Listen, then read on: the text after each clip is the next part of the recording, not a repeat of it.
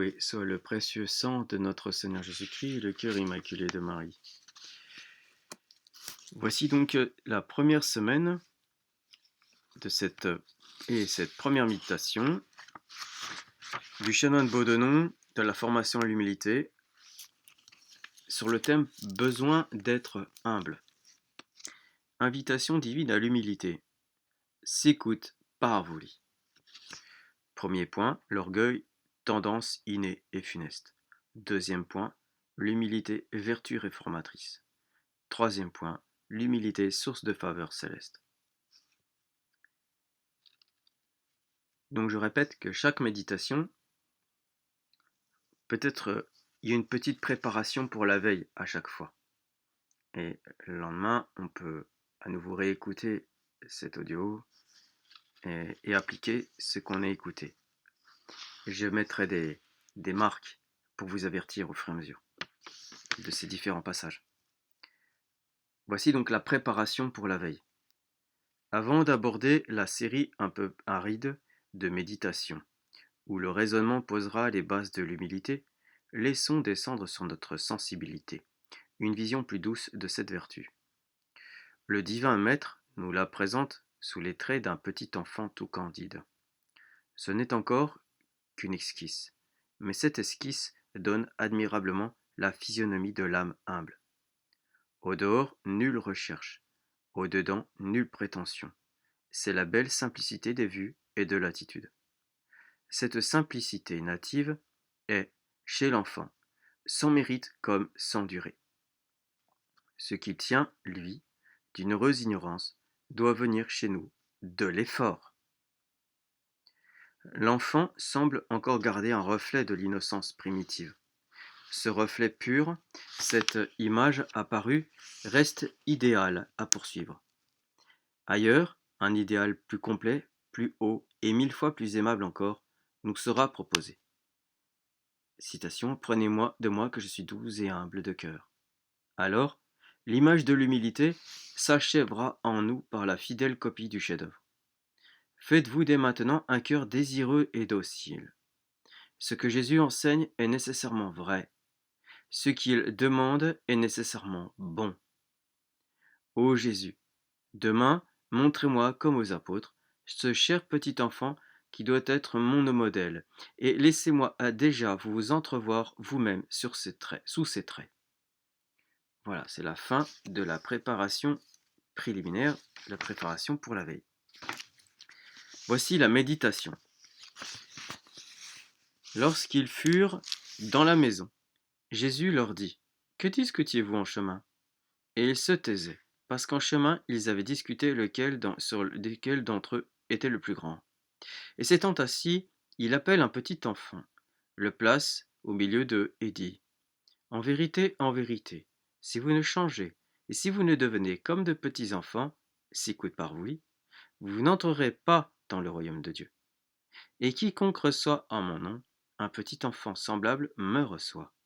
Celui qui se fait le plus petit entre nous, entre vous, est le plus grand. Jésus embrasse le petit enfant et le laisse aller. » Fin de citation de l'Évangile. Premier prélude. Voyons le chemin qui s'étend du Tabor à Capharnaüm.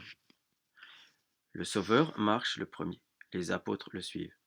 Voyons leurs visages animés par la discussion. Entendons leurs prétentions accueillies par des exclamations. Les arguments douteux s'entrecroisent. Le long du chemin de la vie, l'orgueil ainsi occupe et agite les hommes. Entrons à la suite de Jésus dans la maison hospitalière. Remarquons le cercle des 12 qui l'entourent, et à distance, le petit enfant qui les regarde de son air naïf et curieux. Deuxième prélude. Demandons la grâce de comprendre cette importante leçon d'humilité, de recueillir les moindres mots comme s'ils sortaient à cette heure et pour nous seuls de la bouche du divin maître. L'orgueil, tendance innée et funeste. Considérons la violence de cette tendance et ses conséquences immédiates. Elle se trouve chez des hommes de basse condition et d'habitudes simples. Elle subsiste en des âmes formées directement par le Sauveur. Dieu la laisse à des apôtres destinés à la plus haute vertu. Qui donc ne la porte pas au fond de soi-même? Voyons ses conséquences. Elles provoquent entre les apôtres des discussions blessantes. Elle occupe, et remplit entièrement leur esprit. Elle les rend indifférents à la société de leur maître. Oh, s'éloigner de Jésus, se priver de sa conversation, fuir ses regards. Et pour quels avantages? L'orgueil ne produit-il pas chez nous de semblables effets? Dissentiment, trouble, affaiblissement de la piété. L'humilité, vertu réformatrice. Pensons bien chacune des paroles du Sauveur. Nisi conversi fueritis, si vous ne changez. Donc, je ne puis rester ce que je suis par nature, par inclination, par habitude peut-être. Il faut être autre. Il faut d'orgueilleux devenir humble. Et c'est une condition expresse, nécessaire, absolue. Nisi.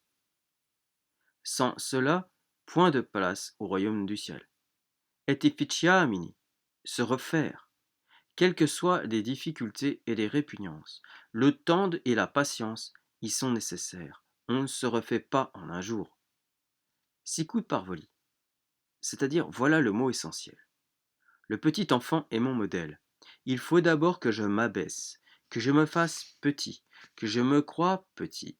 Il faut ensuite que j'agisse d'après cette opinion. Donc, pas de hauteur et de dédain, pas d'ambition et de recherche de préséance, pas de préoccupation et de trouble d'amour-propre. Comme le petit enfant, je dois être simple, confiant, docile, bon, sans prétention et sans affectation. Enfin, suivant le mot du Sauveur, je ne dois pas me faire petit, mais tout petit. S'écoute parvuli. Oh, quelle parole de tendresse, aussi bien que d'abaissement. Non intrabitis in regnum caelorum, c'est-à-dire, vous n'entrerez pas dans le royaume des cieux. Méditons les divers sens de cette expression. Le royaume de Dieu, c'est la paix de l'âme, et je la veux. C'est la perfection, et j'y tends. C'est l'éternel bonheur, et j'y aspire. M'assurer, c'est bien, telle est la mission de l'humilité. Ô Jésus, si je consens à me faire tout petit, j'entrerai dans ces belles destinées. L'humilité, source des faveurs célestes. Premier principe de grandeur. Statuiteum in medio eum, c'est-à-dire, Jésus pose le petit enfant en évidence au milieu des apôtres, à la place d'honneur, et il traduit aussitôt cet acte par ces paroles. Celui qui me ressemblera sera le plus grand au ciel, erit major. Si la justice dernière doit lui assurer ce rang, c'est qu'il le mérite dès ici-bas. Il l'occupe donc aux yeux de Dieu. Oh, que nos jugements nous trompent.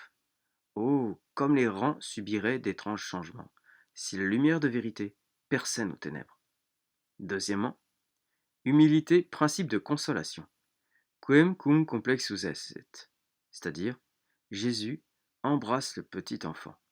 Bonheur de ce doux privilégié, objet des caresses divines. Heureuse petitesse vers qui la grandeur s'incline avec amour. Si cet enfant n'eût pas été tout petit, Jésus ne l'eût pas embrassé. Je me plains de mes délaissements intimes. Je connais à peine le goût de la consolation.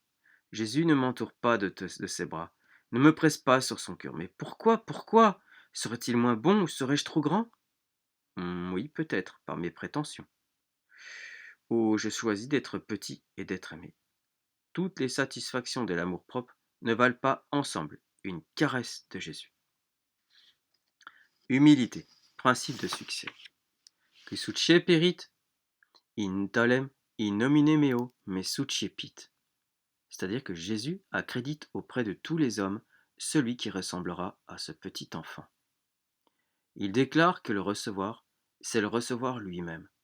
Qui donc ne s'empresserait d'ouvrir à Jésus sa demeure, ses bras, son cœur?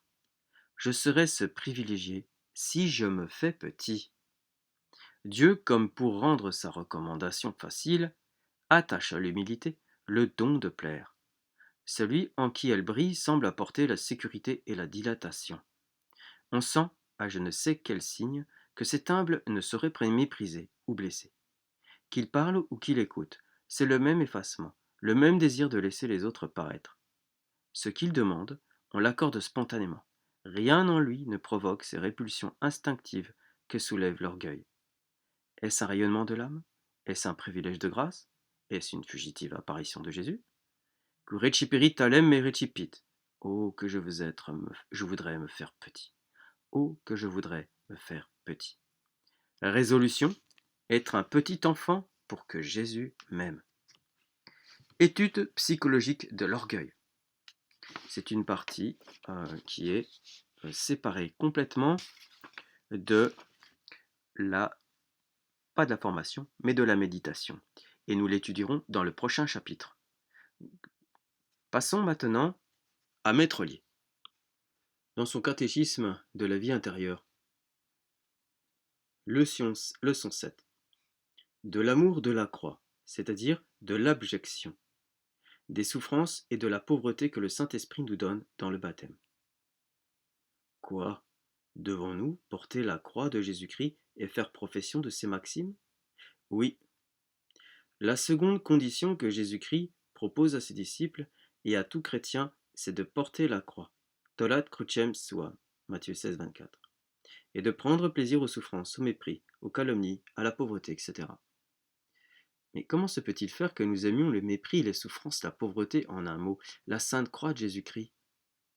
Nous ne le pouvons pas par nous-mêmes, mais par la vertu de Jésus-Christ et de son Saint-Esprit qui nous en donne au baptême. Comment cela? C'est que le Saint-Esprit, par le baptême, vient reposer en nous et dans le fond de notre cœur pour y imprimer ses inclinations. Voilà qui est bien étrange, voilà des choses bien opposées. Cela est vrai, aussi avons-nous de grands combats à soutenir. Quels combats? Ceux dont parle saint Paul, lorsqu'il dit que la chair combat contre l'esprit et l'esprit contre la chair. Comment cela? C'est que d'un côté, le Saint-Esprit qui est en nous, nous porte au mépris, à la pauvreté, aux souffrances, et de l'autre, notre chair désire l'honneur, le plaisir, les richesses. Notre âme peut se jeter du côté qui lui plaît, ou bien adhérer à l'Esprit Saint, par la grâce qu'il met en nous, ou bien s'y opposer, en adhérant à la chair, par sa propre malice. Mais vous dites que l'Esprit de Dieu donne l'amour des souffrances, du mépris de la pauvreté. Je n'ai point encore senti ce plaisir des souffrances, ces délices du mépris, cette joie de la pauvreté. Vous dites vrai, vous ne sentez pas ce plaisir dans votre chair. Vous n'y ressentez pas cette joie, ces délices. Aussi le Saint-Esprit n'est-il pas en vous pour produire ces effets dans votre chair. Il ne vient pas pour opérer ce changement dans votre corps, mais bien dans le fond de votre âme. Quoi? Jamais la chair ne prendra-t-elle son plaisir dans l'affliction, dans la peine et dans la croix? Non, si ce n'est que parfois le Saint-Esprit épanche dans la chair les inclinations qu'il a répandues dans l'âme, et fasse éprouver à notre corps les mêmes sentiments dont il remplit notre cœur, mais c'est rarement et seulement en passant. Le baptême ne fait donc point son impression dans le corps comme dans l'âme? Il ne régénère donc point la chair mais l'esprit. Il est vrai. C'est notre âme qui reçoit les inspirations de l'Esprit Saint. C'est elle qui reçoit ces nouvelles impressions. C'est elle qui est abreuvée de ses sentiments. Enfin, c'est elle seule qui est régénérée par le baptême. Leçon 8. De notre première génération, où le démon est le père de nos inclinations perverses, et de la régénération du baptême, où Jésus-Christ, étant notre Père, nous communique sa vie divine. Qu'est-ce à dire que notre âme est régénérée par le baptême? C'est-à-dire qu'elle reçoit des inclinations et des impressions toutes nouvelles et différentes de celles de sa première génération. Comment cela? C'est que par la première génération, l'âme avait des inclinations perverses qui la portaient tout au péché, tout à la terre et aux créatures. Au contraire, par la régénération du baptême, elle reçoit de nouvelles impressions, des inclinations toutes différentes, qui la portent à l'amour de Dieu et à sa religion, et à la séparation des créatures, et à la recherche des choses du ciel. Depuis le baptême, l'homme n'est donc plus notre père, ni la chair notre mère? Non. Et nous ne devons plus suivre leurs mauvaises inclinations. Par le baptême, Dieu est-il notre Père? Oui, nous appelons Dieu notre Père, et il l'est en vérité, parce que dans le baptême, il nous communique par son Saint-Esprit sa nature et sa vie divine. Ut feciamini divine consortes naturae. La deuxième Saint-Pierre 1,4. Ut filii non sumetur et simus. 1 Jean 3,1. Le démon n'est-il pas le père de l'homme? Dans la première génération, le démon est proprement le père de l'homme pécheur en Adam, parce qu'il lui a communiqué sa vie et ses mauvaises inclinations, qui depuis nous ont été transmises dans notre naissance. Vos ex patre diabolo estis, et desideria patris vestri, vultis facere. Saint Jean 8, 4. Et dans la seconde génération, il en est tout autrement, parce que en cette génération, le Père éternel est notre Père. Il nous communique ses inclinations, ses sentiments, sa sainteté, par la vertu de son esprit qui nous donne pour être en nous le principe de sa vie sainte et divine. Et l'éclat de cette vie rejaillit de nos bonnes œuvres, qui, étant alors semblables à celles de Dieu, le font glorifier sur la terre. Mais puisque dans notre première génération, le démon est notre père et qu'Adam nous a transmis toutes les inclinations perverses du démon, nous sommes donc bien misérables en nous-mêmes. Oui, je ne puis l'exprimer. Il n'y a que Dieu qui puisse le comprendre. Pourquoi? Comme il n'y a que Dieu qui conçoive la malice du démon, et la misère où la justice divine la réduit, il n'y a que Dieu aussi qui conçoive la misère, la malignité et le dénuement de notre chair qu'on réduite à un état si pitoyable qu'outre qu'elle est faite participante à la malédiction du démon, elle y joint encore des faiblesses, des souillures et des misères dont elle n'est pas capable le démon par sa propre nature. Dont n'est pas capable le démon par sa propre nature. Cela étant, l'homme par justice doit bien chérir l'abjection, il doit bien aimer le mépris. Oui, car ils sont bien dus. Leçon 9. De l'obligation que nous avons de porter la croix et d'en conserver l'amour, à cause de l'esprit du baptême au baptême qui nous a imprimé cet amour. La chair peut-elle mériter autre chose que le mépris, l'abjection et la contradiction? Non. C'est donc un trait par un trait de la justice de Dieu que dans le baptême, l'amour du mépris, l'amour des souffrances et l'amour de la pauvreté sont imprimés dans le cœur de l'homme? Oui, car l'homme n'étant pas à lui-même que néant et péché, il ne doit avoir d'autre désir pour lui-même que celui d'être traité comme il le mérite, c'est-à-dire de souffrir le mépris, la persécution, la pauvreté, etc. Que la conduite et que la sagesse de Dieu sur les chrétiens sont admirables. Non. Ce n'est pas sans raison que l'Écriture appelle le mystère de la croix un mystère caché, absconditum habis, Luc 18, 34. En effet, peu de personnes croiraient que la croix fût une chose juste et raisonnable pour notre état, et que nous fussions obligés d'en conserver l'amour dans le cœur. C'est le malheur et l'abus du siècle. On s'imagine que c'est un surcroît de piété, une dévotion réservée au cloître, et que ce n'est pas une obligation pour tous les chrétiens. Mais par le baptême, n'a-t-on pas reçu le Saint-Esprit qui nous oblige de vivre dans cet amour de la croix? Oui, car selon saint Paul, Romains 8, 12, comme je l'ai déjà dit, nous ne sommes plus redevables à la chair pour vivre selon la chair, mais nous sommes obligés de vivre selon l'Esprit. Et si nous vivons par l'Esprit, marchons selon l'Esprit. Si spiritus vivimus, spiritu tambulemus, comme le dit saint Paul aux Galates 5, 25. Qui nous imprime dans le cœur l'inclination pour la croix et la force de la porter. Cela n'est-il point exprimé dans les cérémonies du baptême? Oui, car on fait 2 croix avec l'huile sainte, l'une sur le cœur et l'autre sur les épaules, pour nous marquer l'effet du Saint-Esprit. Que représente l'huile? Le Saint-Esprit. Que signifie la croix qu'on fait sur le cœur? L'amour de la croix, parce que le cœur est le siège de l'amour. Et celle qu'on fait sur les épaules? Elle signifie la force de porter la croix, parce que les épaules sont le siège de la force de l'homme. Et nous terminons ici cette 9e leçon. Gloria in altissimis Deo, et in terra pax omnibus bone voluntatis.